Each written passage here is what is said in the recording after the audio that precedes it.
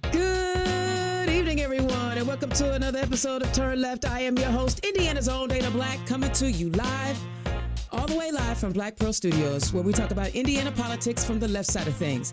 Guys, there is absolutely so much going on. First of all, I want to ask, because I genuinely care, how y'all doing? How y'all holding up? Y'all good? Like, there's so much going on. Even I'm like, dang, good Lord. Are we going to be able to manage all of this? Are we going to be able to get through all of this?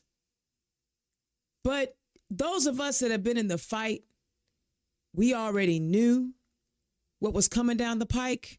We just didn't know that so many baby, soft, wealthy white men would be so willing to bend over and lay down and let somebody just walk on their back.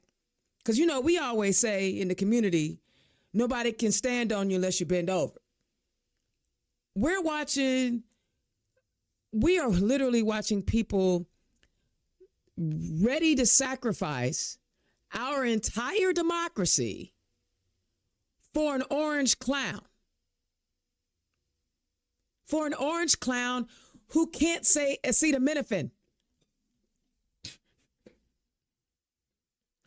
Who has the most ridiculous comb over in history and swears he's in good shape. Looking like I'm not going to body shame. I'm not going to do it. I'm not going to do it. But I feel like he should be, you know, we should be able to body shame him because that's what he does.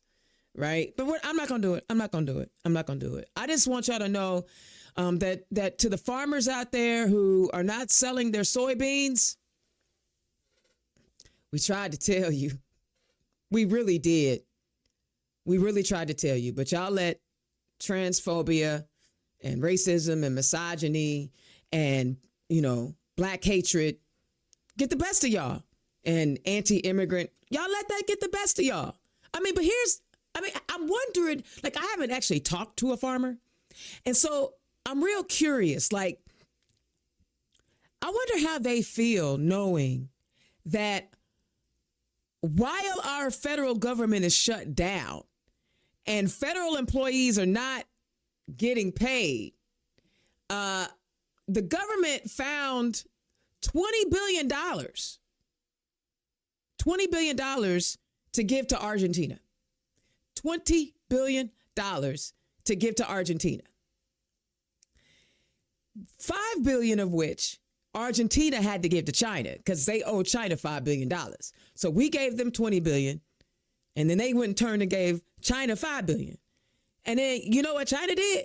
Oh, well, all them tariffs, dang on that. I'm going to go, Argentina, can we buy your soybeans? Yeah, that's literally what they're doing. They're buying Argentina's soybeans. So soybean farmers are dead. And here's the other thing. Because of the other tariffs that we got going on all over, the Canadians are laughing at us. They're selling corn and wheat. Our farmers, our economy is going in the tank pretty soon. I mean, dude had 7 bankruptcies. He bankrupted a casino. I heard a comedian tell the best joke about this. Comedian said he bankrupted a casino. Do you know how casinos work? People walk in, they give you their money, and then they walk out. But you bankrupted a casino. This is the person that's leading our economy, y'all. I just wanted to check in, make sure y'all were cool, because it's scary out here. All right. But while I talk about that, I want to come back home. You know me, I like to talk about things here in these here streets of Indianapolis because there's a lot to talk about. So the other day, there was a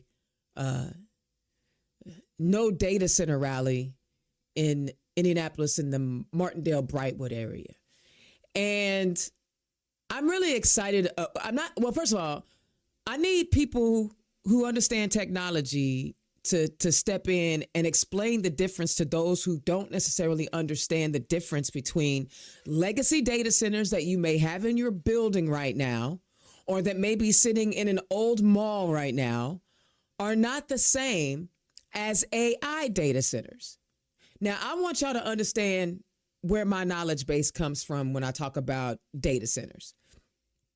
I have an undergraduate degree with a business analyst, as an IT business analyst, IT degree, undergraduate.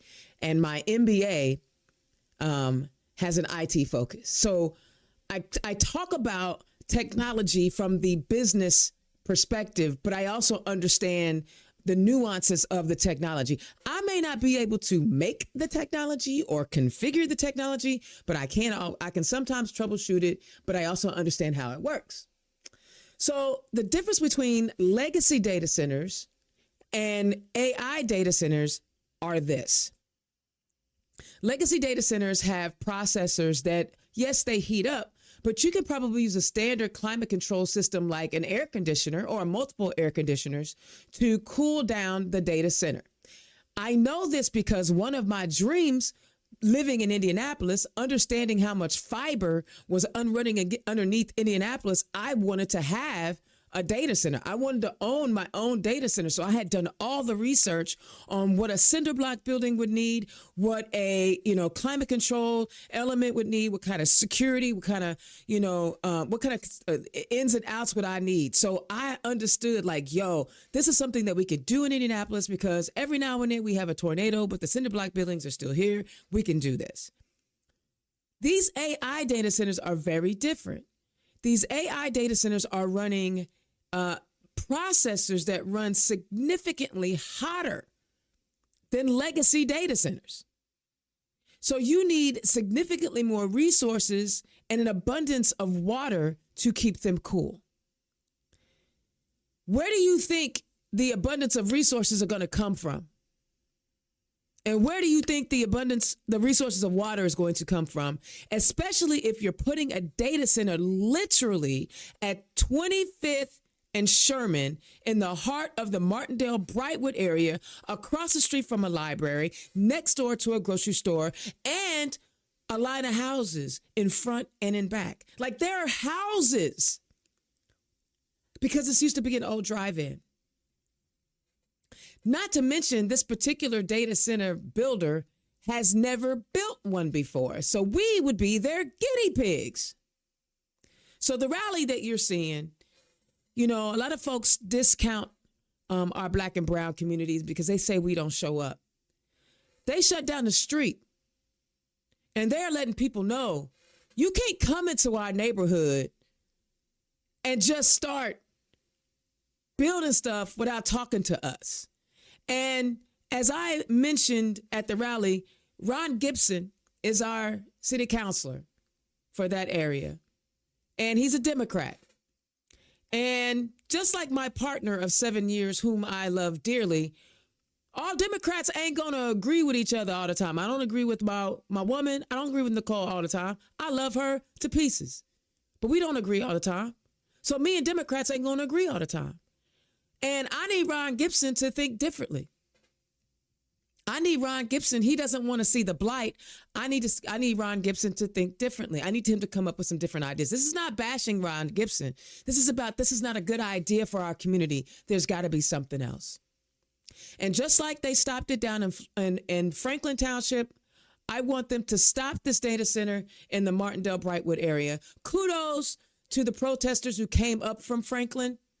Kudos. Thank you for standing with us as most of Indianapolis stood with you. Thank you. But I really just wanted to share the passion that these folks are showing. And there were only two elected officials that were there. That was Senator Hundley and Councilman Brown. But the Martindale Brightwood community is standing up. And as you can see, they showed out. They stopped the traffic. And I don't live in the Martindale Brightwood area. I'm a little north of there. But guess what? You don't think the increased electricity rates are not going to impact me? You don't think the increased use of water is going to impact me? And if you're not sure if this is a bad idea, Check out. There's a video out there about what's happening up in Michigan City right now and how much damage the data center is causing. And this is why we talk about how policies are important. A lot of this went into effect in 2018 with legislation passing to give enormous tax breaks to builders. So I want y'all to understand, this was put in place by legislators in our state house to bring this nonsense to our communities. All right? Get out, stay involved, get out and vote. I know I went a little long on that particular issue, but I wanted y'all to see what happens when people show up and show out. All right. Something else I want to share with you. The Capitol Chronicle reports a federal judge on Tuesday rejected the state of Indiana's motion to dismiss a lawsuit challenging a ban on student IDs for voting. Judge Richard L. Young of Indiana's Southern District Court noted that courts can only grant such dismissals when a complaint's claims aren't plausible. He found that the lawsuit's first, 14th, and 26th Amendment allegations cleared the bar.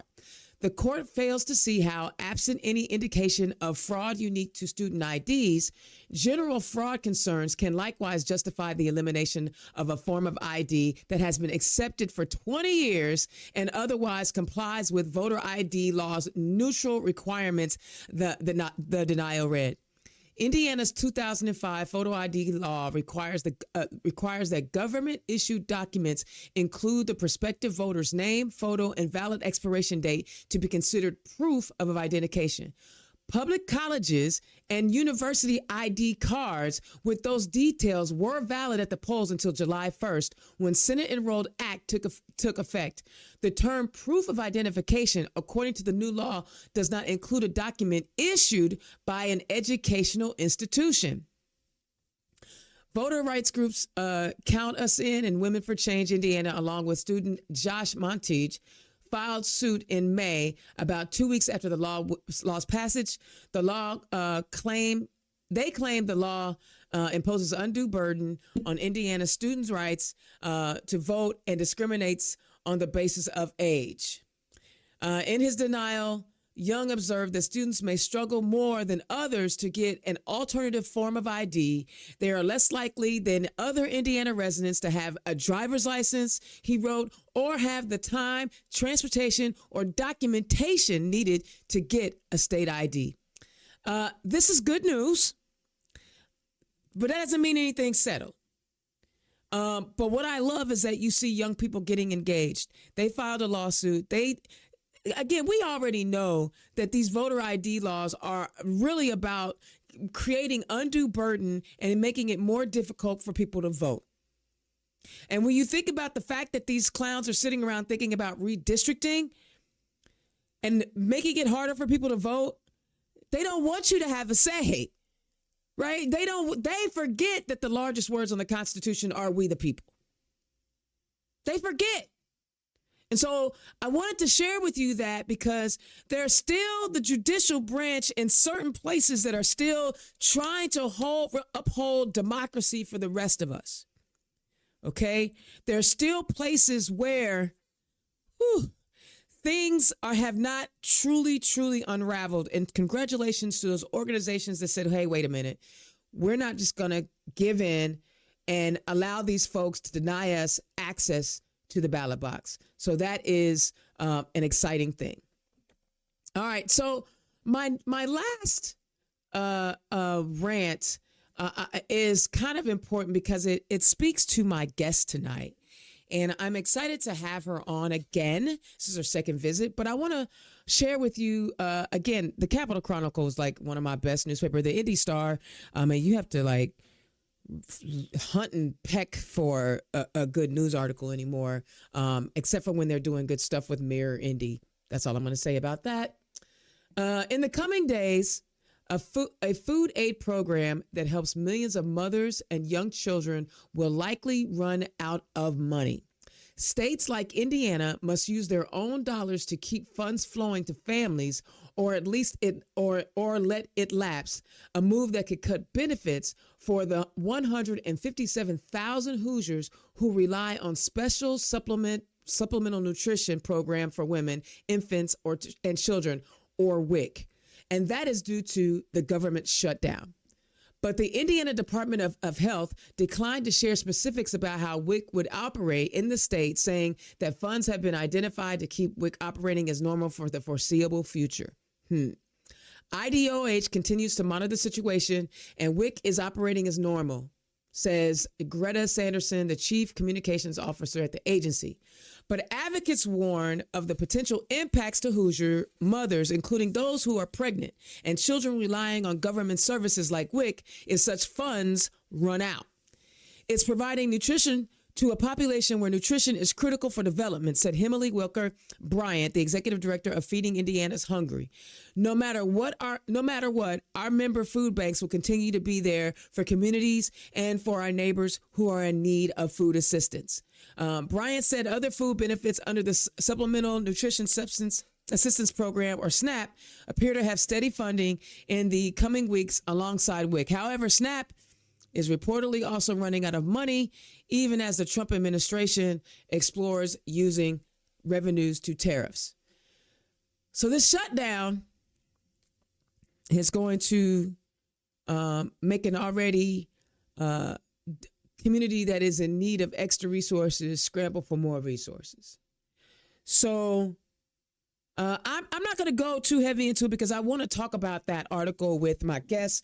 But this is where I'm going to switch to my nonprofit role. We're going to switch over to talking about nonprofits. So I'm going to be nonpartisan from this moment forward. So I'm going to run a couple of ads, and then I'm going to be 501c3 me. All right. All right. But first, I want to hear from Trinity Haven and their Day of Giving. Hi, I'm Jenny White. I'm the Executive Director of Trinity Haven. And I'm Will Turpin-Doty, the Director of Development here at Trinity Haven. Trinity Haven provides transitional housing options and supportive services for LGBTQ plus young people between the ages of 18 and 24 who are experiencing homelessness because their families no longer support them. And we're coming to you for our Day of Giving, which is our biggest fundraising day all year. And we need your help to continue our support and services to young people here in Indiana. On November 6th, Trinity Haven is celebrating our Day of Giving. And what that means is that we're asking for your help. We need support to help offset a loss of funding. But the good news is you can help. Individuals like you are making a real difference, and they're making up for what we're missing. We're here to thank you, but we're also here to ask you to step in and give us your support on this Day of Giving. Your hard-earned dollars, we know, go a long way for both your families, but it can also go a long way for the young people who don't have family support. They don't pay anything so that they are able to focus on their health and wellness, to heal from the trauma they've experienced by being rejected from their families, and then focusing on their education and employment so they can move on into housing that they can afford on their own. So we need your help on November 6th, which is our annual Day of Giving. You can use the QR code or text to give now. Thank you so much for your support. And if you're interested in more information about Trinity Haven, you can visit our website, which is www.trinityhavenindy.org. Thank you. Thank you so much. Okay, so Trinity Haven, as you guys know, I sit on the board of Trinity Haven, where we, again, serve LGBTQ plus youth who are at risk of homelessness. And that is due to a multitude of reasons, right? But one of the things that we are seeing is fear of the queer community. And parents are so afraid, or whatever it is that I can't even imagine discarding my kid. But guys, if you can find it in your heart to offer some assistance to Trinity Haven, please do so. Their Day of Giving is November 6th. But, I want to introduce again, welcome back to the show, Vicki Pierce. She is the executive director of Community Kitchen of Monroe County. And Vicki, first of all, welcome to the show. Thank you. Good to be back. I love having you here because, you're smart, brilliant, and a woman who actually cares about humans. I find that something that we, more people should, but they don't. So before we dive into Community Kitchen, because I know that we have a lot we want to talk about, I just shared an article about the possibility of funding running out to that serve communities who are hungry. You're someone who understands what it is to be food insecure, have food insecurities. Talk to us about what you are seeing and how this government shutdown can have an effect. We also know the big, beautiful bill is going to have an effect. What are you guys discussing, and how are you guys ramping up and thinking about how we serve the community better?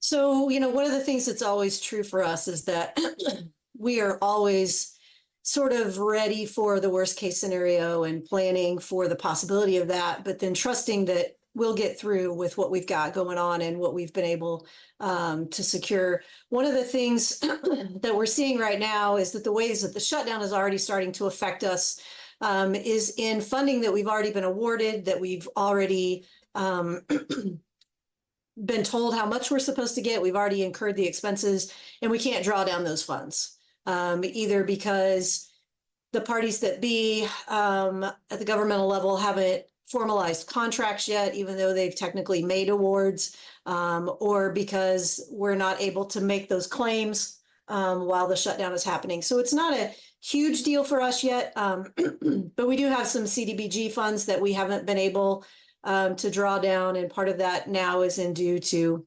the shutdown. We're a little unsure of moving forward, for instance, with the child and adult care food program, where we provide after school meals or snacks to kids and youth programs.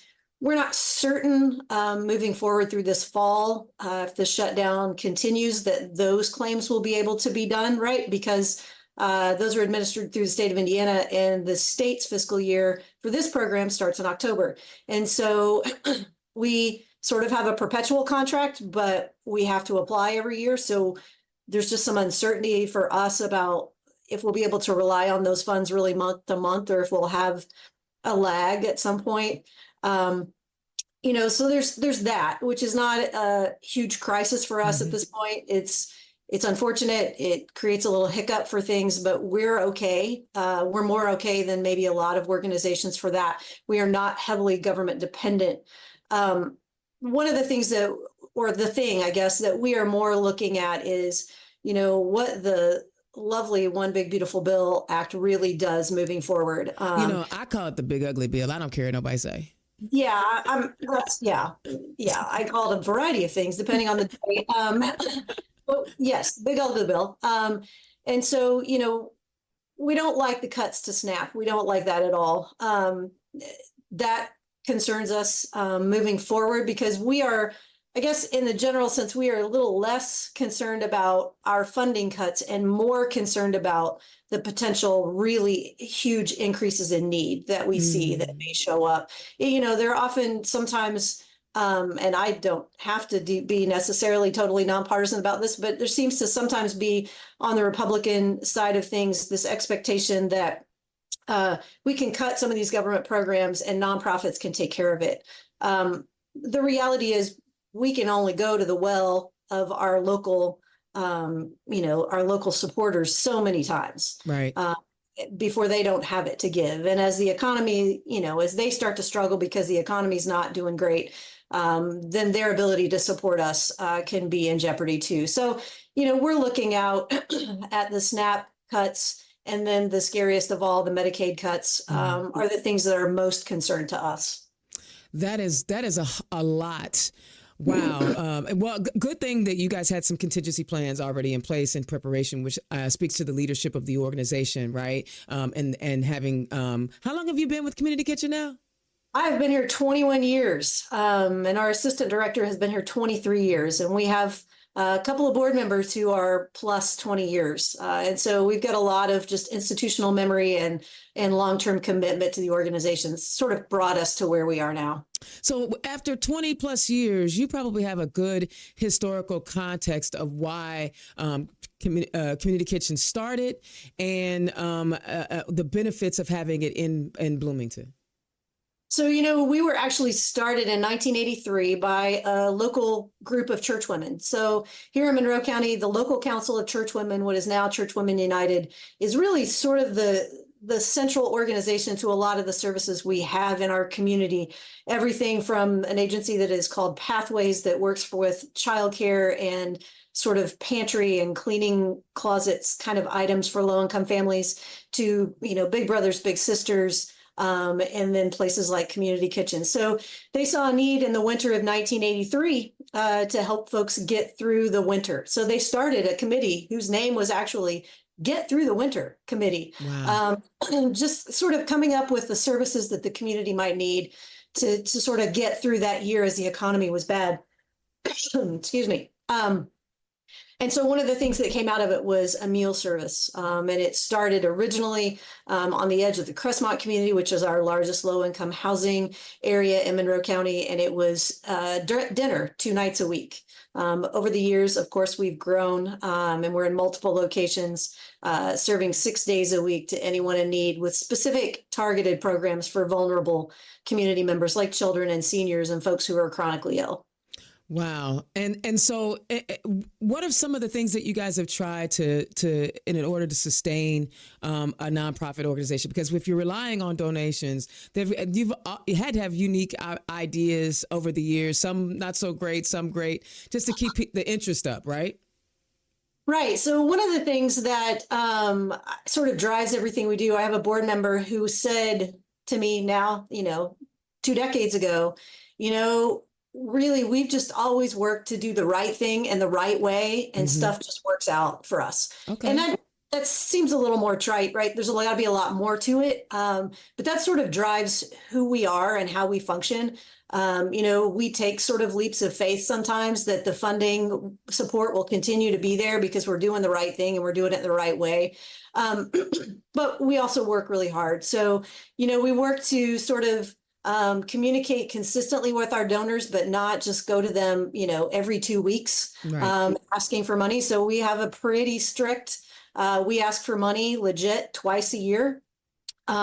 Just flat out send you a letter to your house or an email and say, hey, please support us. And we really stick to that. With the exception of 2 capital campaigns, we have stuck to that twice a year. We send out regular communications, though, 6 times a year. Every other month, we're communicating our newsletter, just what's going on in the organization, what program numbers look like, what events we have coming up, and so forth. But events are really the one, right, that definitely changes over time, right? So we used to have, barbecues in the park, and we used to have a big breakfast thing at like Beltrace. We've done a variety of things over the years. We had Mardi Gras parties. Those were pretty fun for a few years. And then, we sort of settled into events that we've been doing more over the last probably 12 to 15 years. We have our Chef's Challenge event that's now been out, I think, for 16 years. And then we've been doing these quarterly brunches, that you are able to come to. And we've been doing those, I think, now for, almost 10 years. Wow. And so those are fun events for us. And we're looking at switching some things up next year and doing some new things. But, just kind of keep it fresh, stay interesting, stay relevant, respond to people when they have communication about that or feedback about that, and then just keep working. Just never let up. Right. And the reason why I asked about some of the ideas, because I know that there is somebody listening right now who is thinking of how can I fundraise, right? Because fundraising, it seems scary. Now, I work for Act Blue, so my whole life is about, helping people understand how to fundraise and having those neat ideas. You never know what we sparked by sharing just some of the things that you've been successful with. And now after you've raised the money, what do you do with it? We spend it. Right. So who do you serve? We serve basically, so we serve anyone in need, no questions asked. However, what that really means for us is that if we look at for instance, the HUD income guidelines for low income and very low income, 95% of the people that we serve across all of our programs fall into the HUD very low or low income. The majority of those fit into the very low. So that's the lowest of the low. That's below 30% area median income. So these are folks who really are living below the poverty level. Those are the folks we primarily serve. However, in that realm, we serve at our main location where we have a dining room, an express location, a carry-out location. On the edge of Crestmont, we have mobile food truck out 6 days a week in different neighborhoods. But in addition to that, we have specific outreach programs, right? So we want to reach kids. We know that kids need to eat, like you mentioned earlier, to grow and develop on target, to have academic success, to be healthy, and to go on, right, to have fewer instances with the juvenile justice system and get gainful employment or, or college education, whatever they're going to do after high school. And so we have specific outreach programs to get to kids where they are, so that we can help them get the nutrition they need. We have outreach programs specifically for seniors who are homebound or folks who are chronically ill. We work to provide meals to one of the local homeless shelters so that their folks can get there in the evening and eat there and not have to hit multiple locations. So, those are the folks that we're serving. And, we're doing it in working in collaboration with all of the local partners that we can, right? Our Area 10 Agency on Aging, with the local homeless shelter, Friends Place, which is an arm of Beacon. We're working with 25 local schools across 2 school districts to help kids with food. We're working with our local Boys and Girls Clubs and New Hope Family Shelter and, a variety of other organizations who have the population of folks who need our services. And we're able to provide it to them in a way that saves them funds and is allows them to use their funds, for instance, the Boys and Girls Club, for youth development, because that's what they do best. I love that. I love the fact that you have created this network of support, right? Excuse me, a network of support that says, okay, your main focus is, like you said, youth development. Let me feed your kids so that you can focus on that strength. Was that an original, because of the overarching beginning of the organization being that it was these church women who were doing all these different things? Was that kind of like the overarching way of the philosophy of the organization to partner and pair and find the population without having to cross over into somebody else's lane? Yeah, I really think it probably was, right? It predates me by a bit. Because we're in our 43rd year and I'm only in my 21st. But that really, having previous to being at the kitchen, being at another organization for 8 years, who also was started by Church Women United and had an even stronger bond with them at that point in history, read a lot of history, and that really was their approach. And that is the approach that sort of permeates a lot of Monroe County agencies, right? I can talk to counterparts in other counties and other regions, and they don't always have the same experience that we have here. For the most part here, we work well together, right? We reach out and talk to other colleagues in the community and say, hey, what are you seeing? How can we help? What's a way that we work together, to get sort of a mutual benefit for our clients? And so even though we're all competing for the same funding and we're all making presentations to the same folks and sending letters to the same resident houses, we are able to work together in a way that I think probably comes from that initial group of folks who got most of these things going.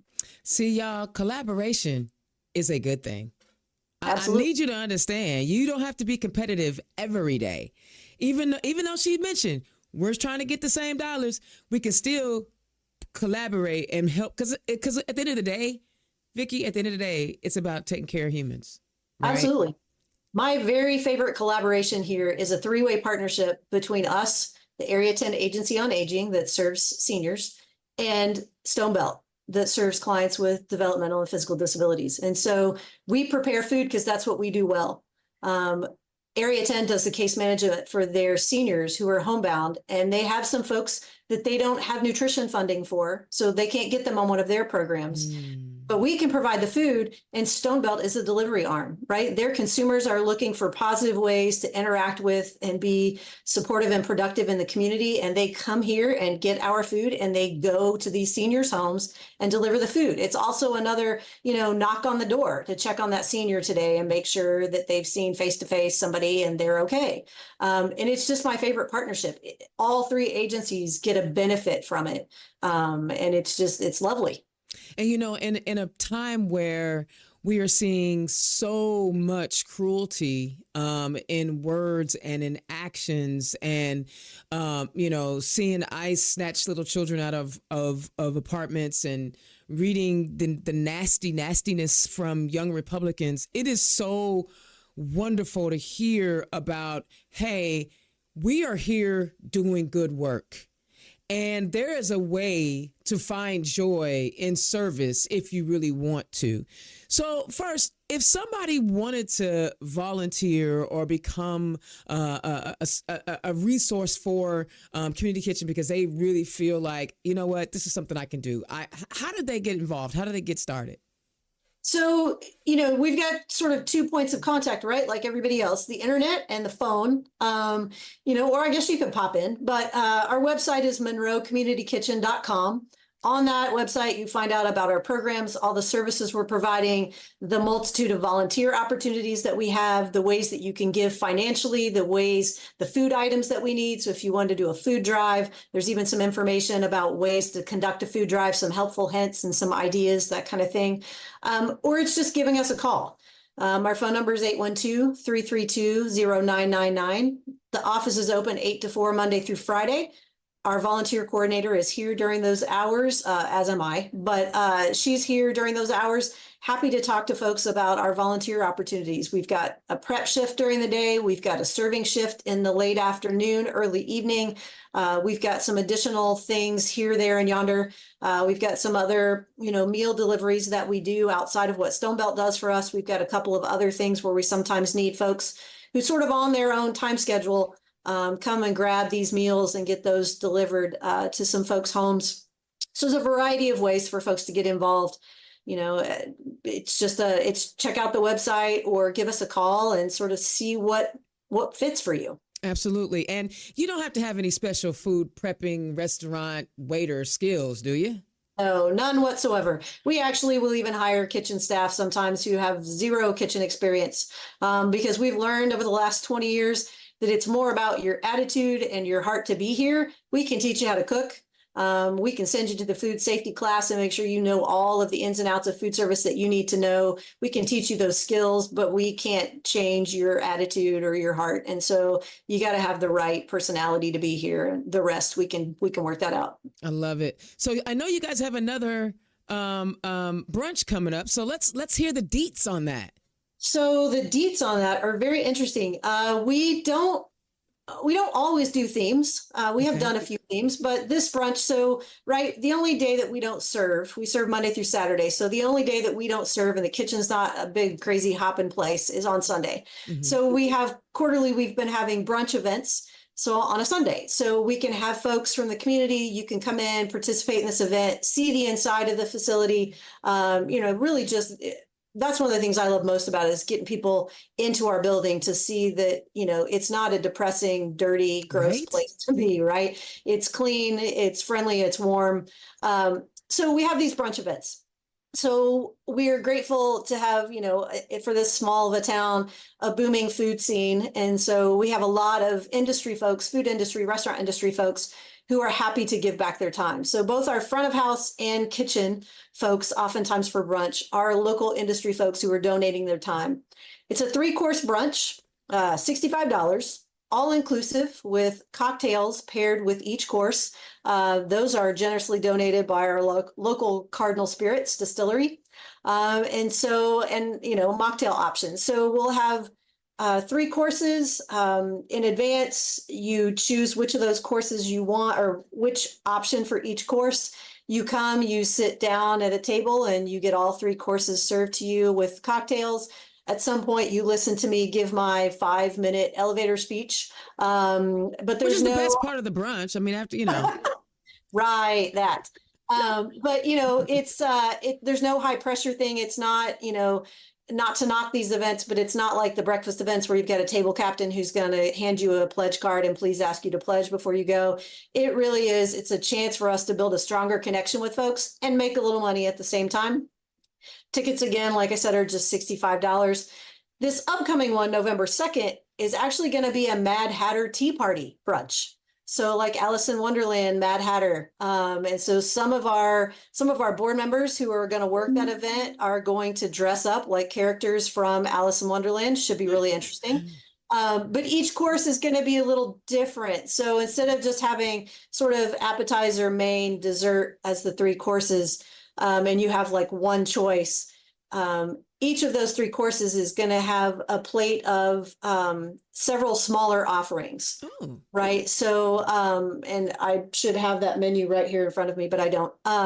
But it's so there's a more of a cold course, and then the main course. There's going to be some warm courses, but there's going to be three options of course one, three options or offerings, I guess I should say, because you get all of them in course two, and then I think it's actually four for course three. So it's really just a fun time. It just takes an hour and a half probably is all we're there, because the first seating is at 11, the second is at 1, and we got to get everything done by then. So while I was talking, I have pulled up the menu so that I can share that with you. So the menu for course 1 is a BLT stuffed tomato and also avocado toast topped with a turmeric egg, and then also smoked salmon cucumber cup. Course 2 will be a mini cheese quiche, and then also a smashed fried potato topped with beetroot tartare and horseradish cream, and then also a crispy polenta topped with roasted mushrooms. The dessert course is a German gingerbread with salted caramel apple compote, a mini fall cake, and mini cherry pistachio, and also candied grapefruit violet scones. So it's really typically food that you wouldn't prepare for most of us wouldn't prepare for yourself. Cardinal Spirits will, look at the menu and choose cocktails based on what we're serving. Very, very generous amounts of food and drink. It's a fun time. It is a really fun time. It really is. I've been to several because my mother-in-law is on the board. Nicole, my partner, has been on the board. And I tell you what, it is probably some of the best time. Like, I live in Indianapolis and I drive down and partake in community kitchen, and you feel the community. Right. Whether it's Trent Deckard or just a whole bunch of people, like, you're sitting down and having lunch with, 30, 40 of your best friends from Bloomington or from Monroe County. I think this is one of the best fundraising ideas, because what she didn't mention was a lot of the dishes that are being prepared by chefs. Right. They have sous chefs and people to wash dishes and stuff like that. But, whether they're coming from the culinary school or the restaurant or whatever, they are already chefs. So these tastings, this food is like food you probably wouldn't cook for yourself. And it's really good. And it's for a good cause. So look, I just got hyped because I know how much fun and how wonderful it is. And then, of course, everything is donated so that you can have this good time. And so, like she said, there's no high pressure sales, but you end up, when it's a good time, you end up lingering. They have to kick us out. Like, it's Sunday. We're ready to go home now. But if you are interested, I think this is a great way to support the community, even if you don't live in Bloomington. It is. It's a great little snapshot, right, of the Bloomington community. A variety of folks who are there. You get a variety of food from different chefs who work at a myriad of different restaurants in town. It's a nice little time. Yeah. And this is another reason why I was excited to have you on, is because one of the things that we're seeing is that, there could be so much stuff going on that you're paralyzed, right? And you can't move. And I get a lot of questions about, what can I do? Where do I go? How do I help? It doesn't matter which of these 92 counties you are in, there's a food bank. There is a kitchen that is taking care of an underserved community. Here is a way for you to be a part of the resistance. Here's a way. Here's a direct way for you to be a part of the movement.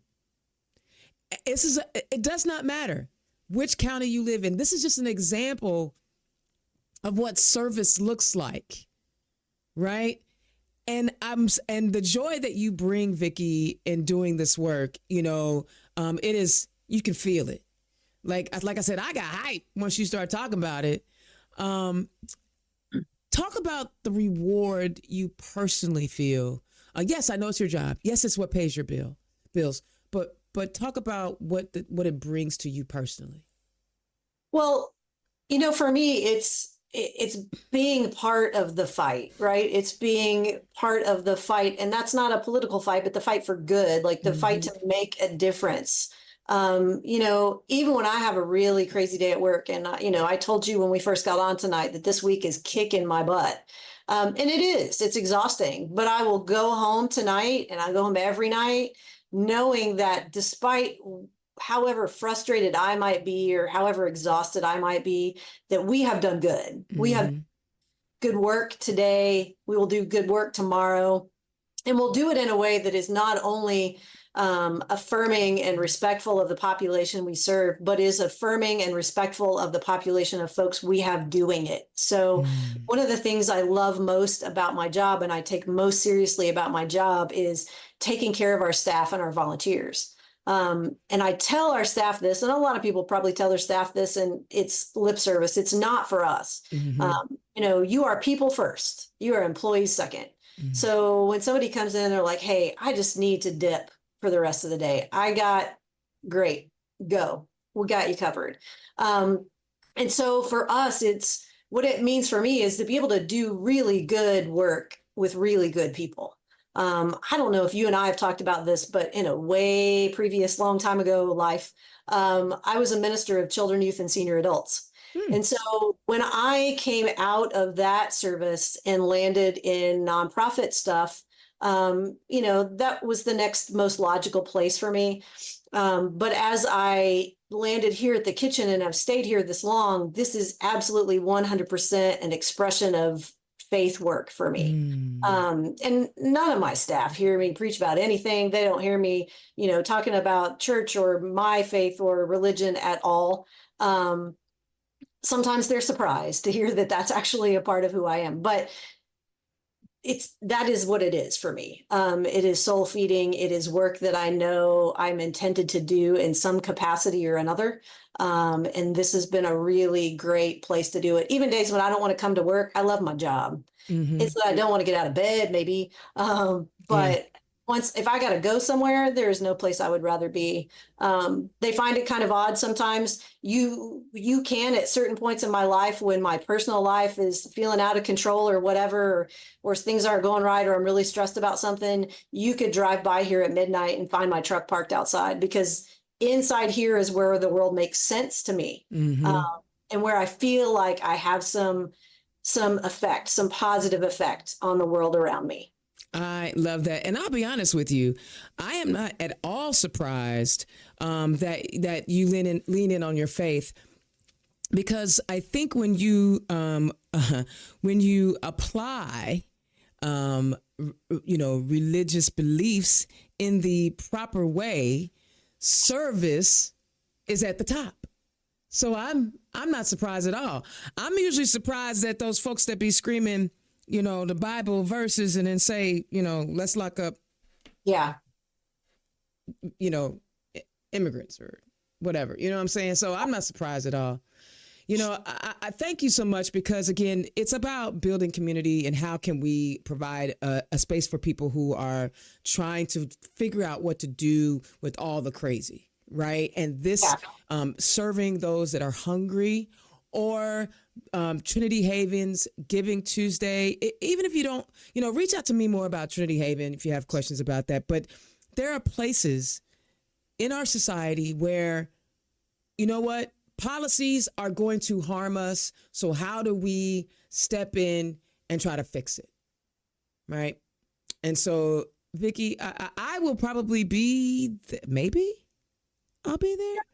I'm not sure, because I got to go to Houston coming up soon. So I think it's the same week, but I'm not sure. I'm just going to say, if my choices are Texas or brunch, I'm coming to brunch. I'm going before then. So I'm not sure when I actually get back.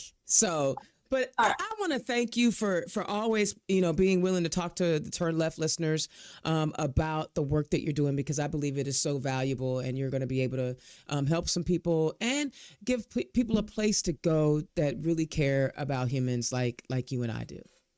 Thank you. I can talk about the kitchen, 24 hours a day almost. So I'm happy to be able to share and talk about what we're doing here. I love it. Okay, you're off work now. You can go relax and enjoy the rest of your Thursday. I thank you so much All right, for hanging thanks. out with me. All right, have a good one. You too. Democrats, are you looking for an affordable digital content creation solution? Then look no further than Black Pearl IT Solutions and Black Pearl Studios.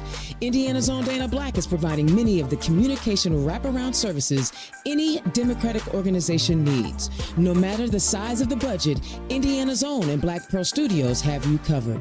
Just scan the QR code or visit www.blackpearl-its.com. All right.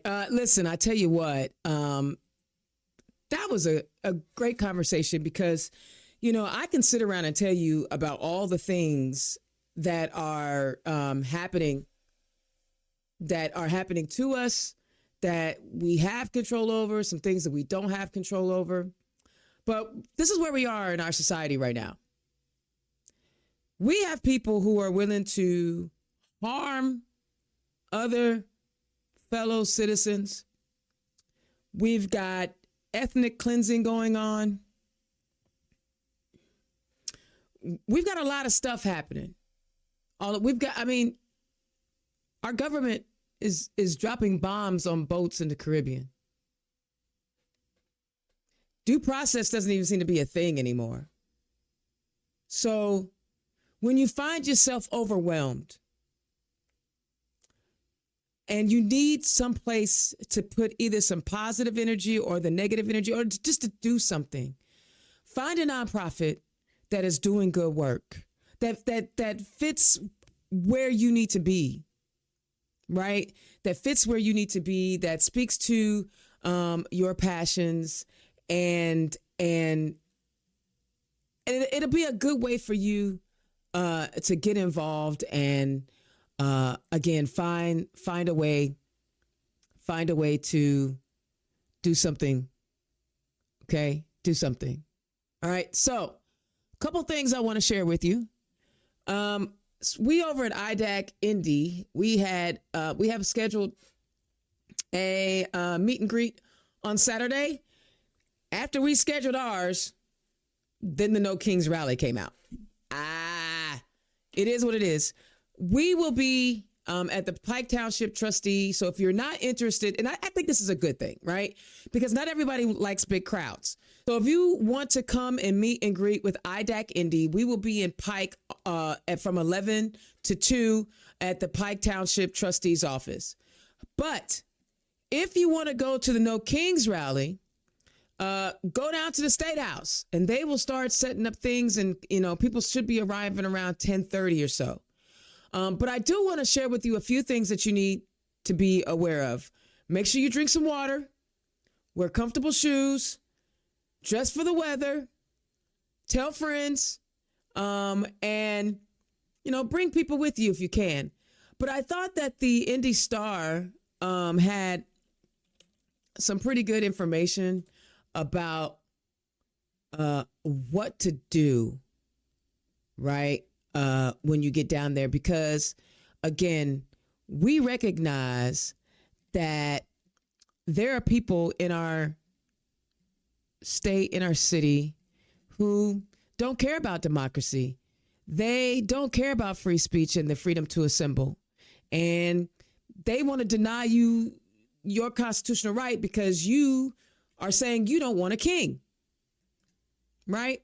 You're not interested in a king. So I'm gonna post it so that you can go read it. But there were some quick things I wanted to share with you. Your First Amendment rights, what you can and what you can't do in Indiana. Per the First Amendment, you can protest, demonstrate, such as taking part in a rally or march, donate to a group, get together with other people to talk about issues. You can do all of those things. Those are protected. You have a right to free speech. You can speak about anything, regardless of what the Orange Menace seems to want to tell you.